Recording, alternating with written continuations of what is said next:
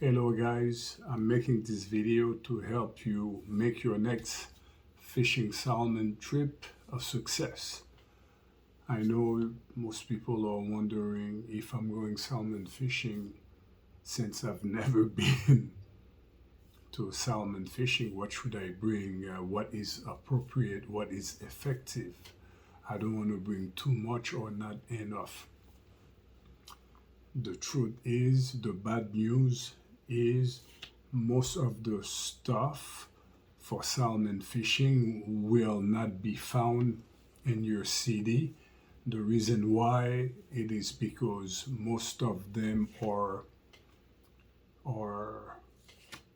only available either online or places where they have salmon fishing. You'll find fishing shop by the shore selling all kinds of things that you need for salmon. And I've been to different places. They have everything you need for salmon and it works good. So that's the good news. So all right, what should I bring? Okay, is it okay if I bring worms, juicy worms? As an experienced fisherman, you already know it. You can never discard or disregard, I should say, worms. It's always good to have a container of worms with you. So that's good. You should have worms with you. Is it okay if I take a spinner with me? All right. Is it okay if I take a spinner with me? Yes. So what is the problem with this one? It's the color of the feather. Yeah, I witness people using white feather, whether it's a jig or other things, tends to work more.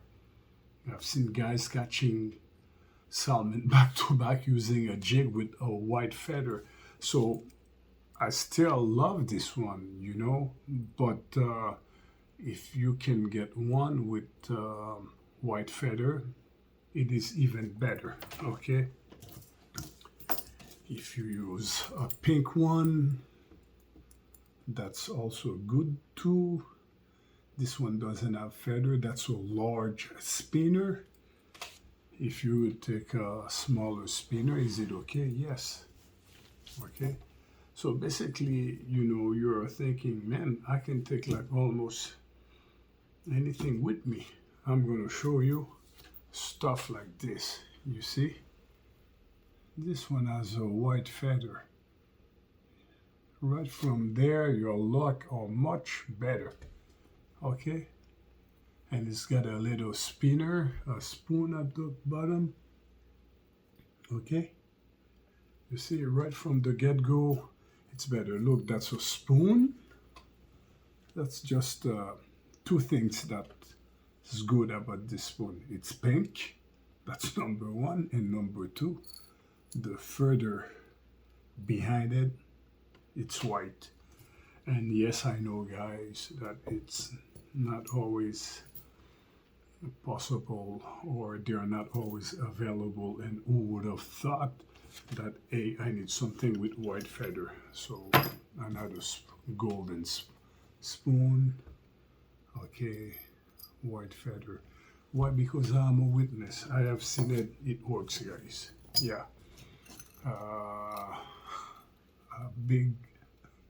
A giant spoon. It didn't work. Now, on with the big surprises that no one knew about. Is it efficient? Bingo. This. Yes. Marshmallow. Don't ask me why. Somehow, salmon are fond of marshmallow. Big like this? Yes. Also, they are fond of tiny marshmallow. Really? I'm a witness. Yeah. I caught one with tiny marshmallow like this one. Yeah, it's unbelievable. Actually, those things, they eat marshmallow. So how would that go? Okay, if you go fishing, you have two school of ideas out there. Number one, you have people who truly believe and they are very comfortable in using those tiny hooks. You see those tiny hooks, that size number 6. Some even goes number 8. That's very tiny. Some people are extremely comfortable with that. They have no problem using that. They believe in that. And you have the other school of thoughts that only believe in the real deal. Bigger hooks, you see? Yeah, like this, yeah, bigger hooks. Okay, some people, that's what they believe in. Why? Because it sucks when you drop a large salmon. You're gonna be thinking about it the whole day and you might not get a second chance. That's the problem. All right. Me, you want to know where do I stand between those two thoughts? Well, number one, let me tell you that fishing salmon is particular because you might end up fishing salmon in 2 feet of water. They're going upstream and upstream is uneven, so you're not always gonna have like deep water, you're gonna have like shallow water. So that's why I'm one guy who really believe in spinners, but in 2 feet of water you can try, it might work. You can fly fishing. I've seen people catching fish, salmon and fly fishing. But there are days that it doesn't work. So that's why you end up having all kinds of stuff with you. Marshmallow, you have spinners with you, salmon eggs. Every day you go salmon fishing, every time the salmon will give you a different look. So if I'm not an experienced fisherman, I go and caught a couple on fly fishing, and the next day I said, yes, I only bring flies and nothing else. Then you're done. You're gonna be watching people catching fish and not you. Sometimes they bite and fly one time. So here you are looking at people left and right catching fish, but not you. So that's why I am keeping you safe. I am telling you, many fishermen have one like that in their trunk. Always have a cooler, have this. This could be a lifesaver. Yeah. There are so many more secrets which I want to tell you about, but let's start with how would you run, how do you set this up, the marshmallow? The marshmallow, if you're going with your tiny hook, like this, okay, this is your tiny hook. So most people will be using a bobber, either one like this, okay, or the most popular one is this one here. Okay, so how would that go? You run about a fluorocarbon line of 2 feet. Okay, and how would that look? It's just as just to show you how would that go. So this is floating. We don't have 2 feet, but it's just so you can see. So this would be floating, okay, and then your marshmallow One guy had his fishing rod pulled away by a salmon. They're big and strong. Using small marshmallow like this one here, it works. Search me. All right. So most people are running fluoro leader with small hook like this one. Okay. You can use a bigger hook, but what I see people are doing, the bigger hook, they use salmon eggs and put a whole bunch of them and then show it to the salmon, and then it works also, but it's more expensive because not everyone have real fresh salmon eggs. And then if you put like 10 of them on this, it works, but you end up wasting a lot. On this one, I must speak the truth. That little hook there, you must be willing and ready to lose some fish. Okay, that's, oh, it works. Oh, yeah. It works. It's just that if you're going fishing, expect some of the, I have seen my friend caught a 5 feet salmon. There on his table was because that was a female, and there on his table were 8 containers of salmon eggs. That is surreal. 5 feet long fish. That's surreal. So many bowl of eggs. That's surreal. So from time to time, sometimes back to back, you're gonna be dropping a fish. So probably for walleye or bass, this would work. It does work for salmon too, but it might work and you might lose it too. So I guess that says where I stand in terms of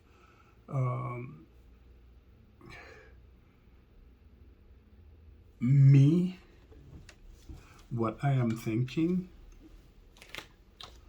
Also, people using the big marshmallow, I see them using a size hook,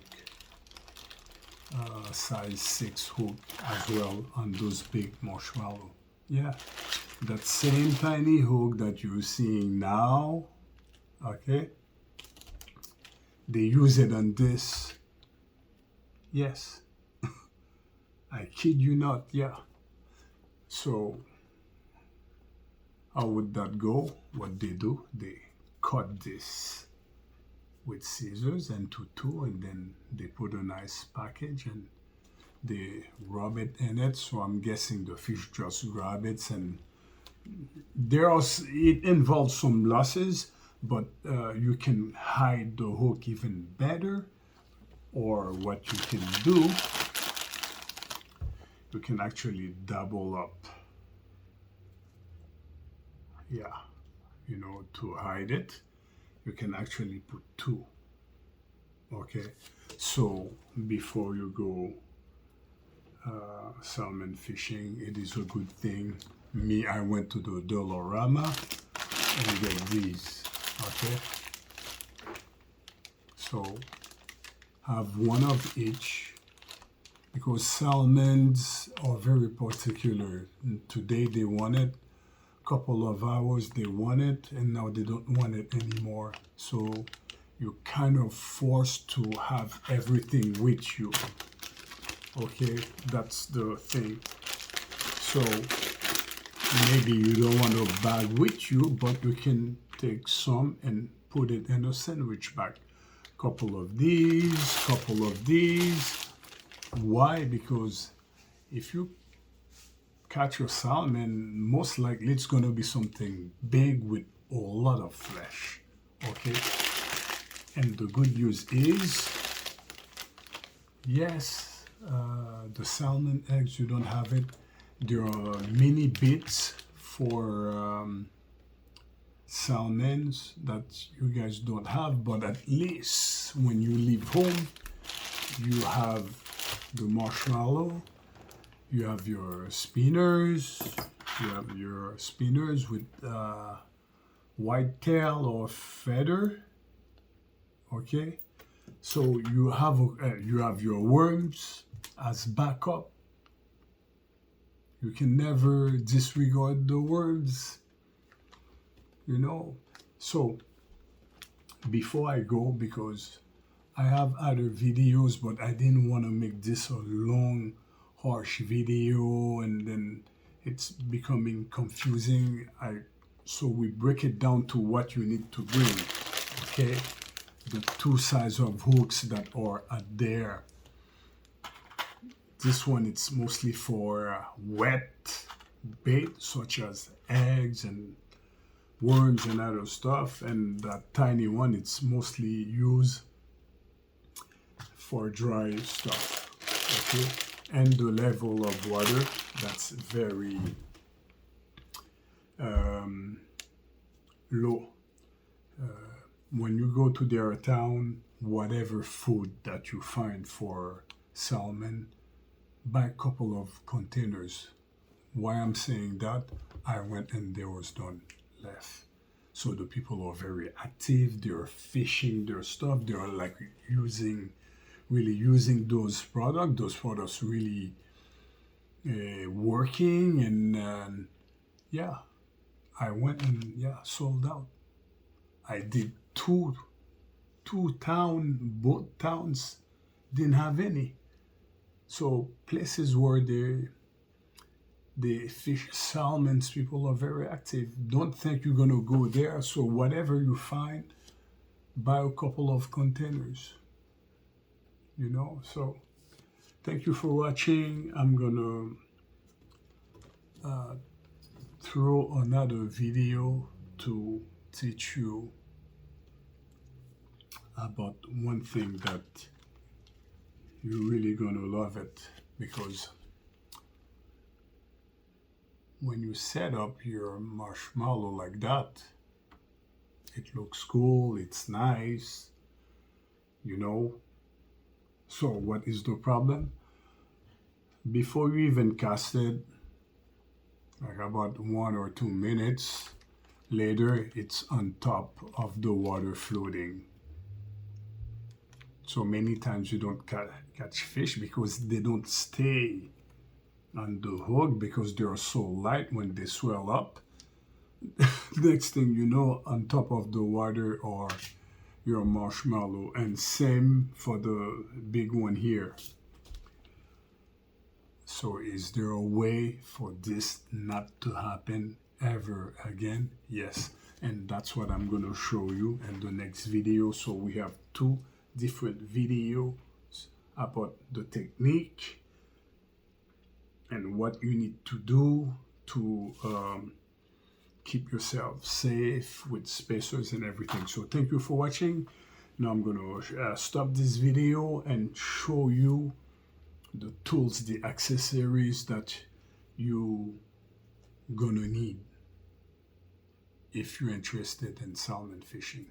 Okay, so thank you for watching, guys. Let's move on to the next video.